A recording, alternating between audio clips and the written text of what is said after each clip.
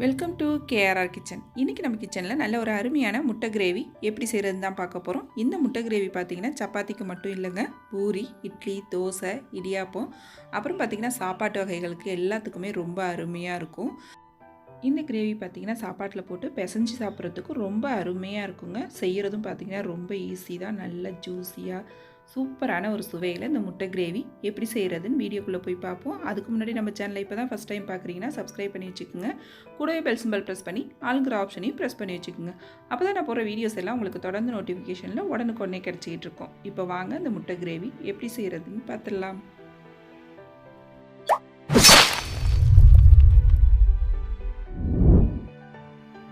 இப்போ முட்டை கிரேவி செய்யறதுக்கு அடுப்பில் ஒரு கடாய் வச்சுருக்கேன். அதில் ஒரு 2 டீஸ்பூன் அளவுக்கு எண்ணெய் சேர்த்துக்கிறேன். இதில் பார்த்திங்கன்னா 1/2 டீஸ்பூன் தனி மிளகாத்தூள், 1/4 டீஸ்பூன் உப்பு, 1/4 டீஸ்பூன் மஞ்சத்தூள் சேர்த்து ஒரு 2 செகண்டுக்கு இது போல் கலந்துக்குங்க. அதில் முட்டை வேக வச்சதை நான் இதில் சேர்த்துக்கிறேன்.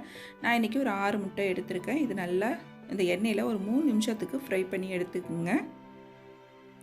நல்லா இது போல் திருப்பி விட்டு எல்லா பக்கமும் மசாலா படுற மாதிரி ஒரு 3 நிமிஷத்துக்கு இது போல் ஃப்ரை பண்ணி எடுத்துக்குவோம்.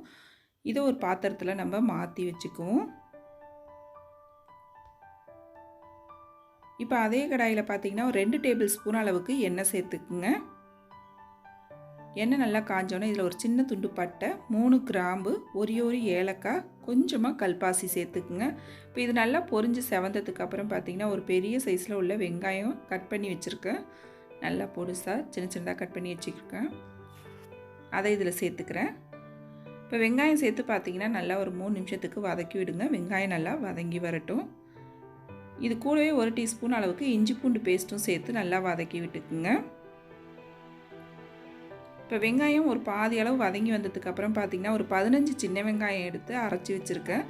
அதை இதில் சேர்த்துக்கிறேன். சேர்த்து இப்போ வெங்காயம் நல்லா வதங்கி வரணும். வதங்கி வந்ததுக்கப்புறம் இது கூடவே 2 தக்காளி பழம், பெரிய சைஸில் உள்ள தக்காளி 2 எடுத்து அரைச்சி வச்சுருக்கேன். அதையும் சேர்த்து நல்லா வதக்கி விட்டுக்குங்க.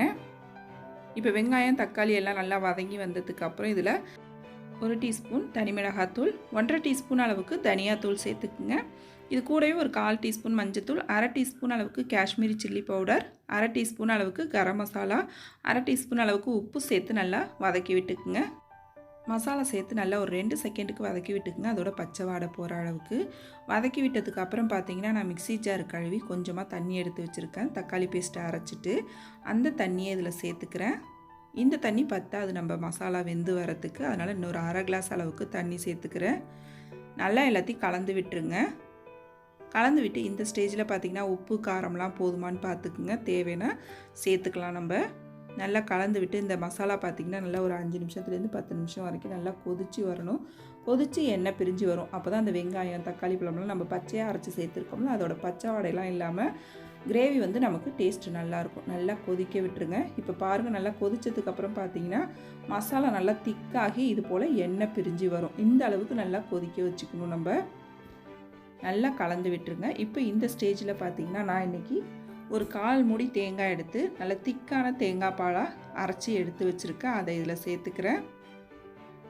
இதிலே 1 டீஸ்பூன் அளவுக்கு கஸ்தூரி மேத்தி சேர்த்துக்கிறேன்.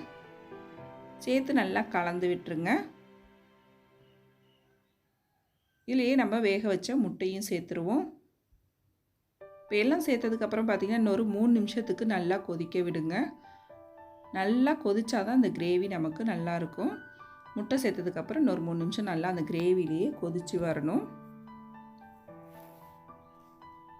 இப்போ பாருங்கள், திரும்பவும் கொதித்து நல்லா திக்காகி கிரேவி எண்ணெய் பிரிஞ்சு வந்திருக்கு பாருங்கள். இந்த அளவுக்கு நம்ம கொதிக்க வச்சு இறக்கிக்கணும். இப்போ கடைசியாக இறக்க போகிறப்ப பார்த்திங்கன்னா ஃப்ரெஷ்ஷாக கொஞ்சமாக கொத்தமல்லி தழை தூவி இறக்கணும்னா நம்மளோட முட்டை கிரேவி ரொம்ப சூப்பராக அருமையாக ரெடி ஆகிடுச்சிங்க. எல்லா விதமான சாப்பாட்டுக்கும் வச்சு சாப்பிட்றதுக்கு ரொம்ப அருமையாக இருக்கும் இந்த கிரேவி. நீங்களும் இந்த கிரேவி ரெசிப்பியை நான் இன்றைக்கி சொன்னது போல் ட்ரை பண்ணி பாருங்கள். ட்ரை பண்ணி பார்த்துட்டு எப்படி இருக்குன்னு எனக்கு கமெண்ட் பண்ணுங்கள். என்னோட இந்த ரெசிபி பிடிச்சிருந்ததுன்னா லைக் பண்ணுங்கள், ஷேர் பண்ணுங்கள். மறக்காமல் நம்ம கேஆர்ஆர் கிச்சனை சப்ஸ்கிரைப் பண்ணி வச்சுக்கோங்க. நாளைக்கு வேறொரு ரெசிபியோடு சந்திப்போம். தேங்க்ஸ் ஃபார் வாட்சிங்.